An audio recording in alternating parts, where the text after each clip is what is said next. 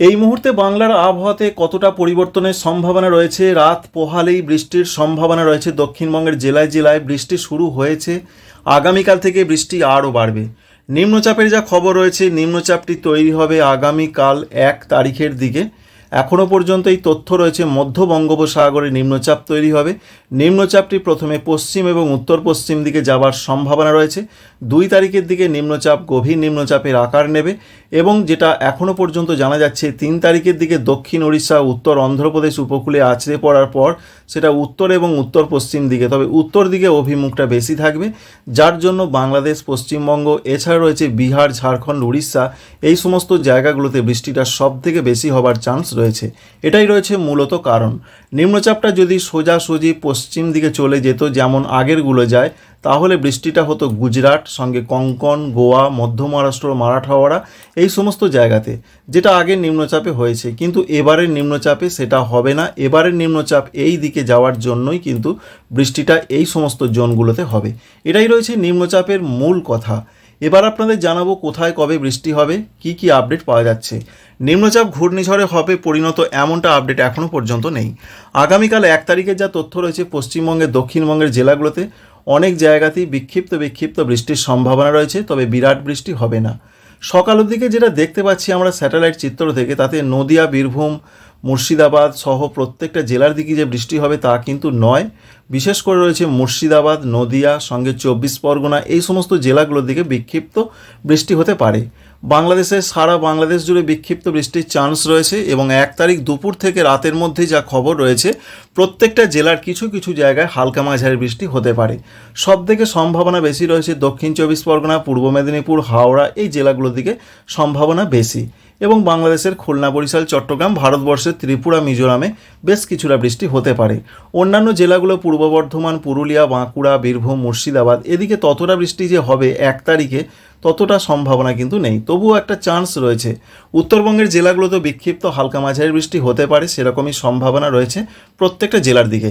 আসল বৃষ্টিটা হবে 2 তারিখের দিকে। এটা আলিপুর আবহাওয়া দপ্তরের যে আপডেট রয়েছে, তাঁরা বলছেন 2 তারিখের দিকে উত্তর 24 পরগনা, দক্ষিণ 24 পরগনা, পূর্ব মেদিনীপুর, পশ্চিম মেদিনীপুর, কলকাতা, হাওড়া, হুগলি, পূর্ব বর্ধমান, নদিয়া, মুর্শিদাবাদ, এই জেলাগুলোর দিকে ভারী বৃষ্টির চান্স রয়েছে।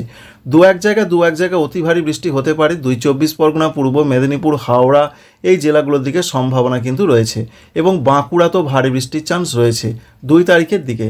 অন্যদিকে 2 তারিখের দিকে হালকা মাঝারি বৃষ্টি হতে পারে পশ্চিম বর্ধমান, পুরুলিয়া, বীরভূম, এই জেলাগুলোর দিকে। তবে 3 তারিখে বৃষ্টিটা আরও বাড়বে। বিশেষ করে যে সমস্ত জায়গাগুলোয় 3 তারিখে বৃষ্টিটা বেশি হবে, তার মধ্যে রয়েছে পশ্চিম বর্ধমান, সঙ্গে রয়েছে বাঁকুড়া, এছাড়া রয়েছে বীরভূম, মুর্শিদাবাদ, এই জেলাগুলোতে অরেঞ্জ অ্যালার্ট থাকছে 3 তারিখের দিকে শুক্রবারের ক্ষেত্রে। আমরা দেখার চেষ্টা করব উত্তরবঙ্গের কি আপডেট রয়েছে। উত্তরবঙ্গে 2 তারিখে যা বলা হয়েছে, ভারী বৃষ্টির চান্স রয়েছে বিশেষ করে দার্জিলিং, জলপাইগুড়ি, কালিম্পং, এই জেলাগুলোর কোথাও কোথাও হতে পারে। রাতের দিকে সেরকম একটা পূর্বাভাস আমরা পাচ্ছি। 3 তারিখ এবং 4 তারিখ উত্তরবঙ্গের জেলাগুলোতে সব থেকে বেশি বৃষ্টি হবে। কিছু কিছু জায়গায় অতি ভারী বৃষ্টি হবে ওপরের জেলাগুলোতে, দার্জিলিং, কালিম্পং, জলপাইগুড়ি, কুচবিহার, আলিপুরদুয়ার, 2 দিনাজপুরের মধ্যে উত্তর দিনাজপুরে, এমনটা জানিয়েছেন আলিপুর ওয়েদার অফিস।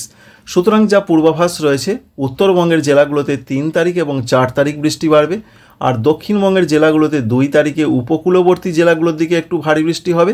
3 তারিখের দিকে পশ্চিম দিকের জেলাগুলোতে ভারী বৃষ্টি হবে, যেমন রয়েছে বাঁকুড়া, সঙ্গে রয়েছে পুরুলিয়া, পশ্চিম বর্ধমান, এছাড়া বীরভূম, এছাড়া মুর্শিদাবাদ।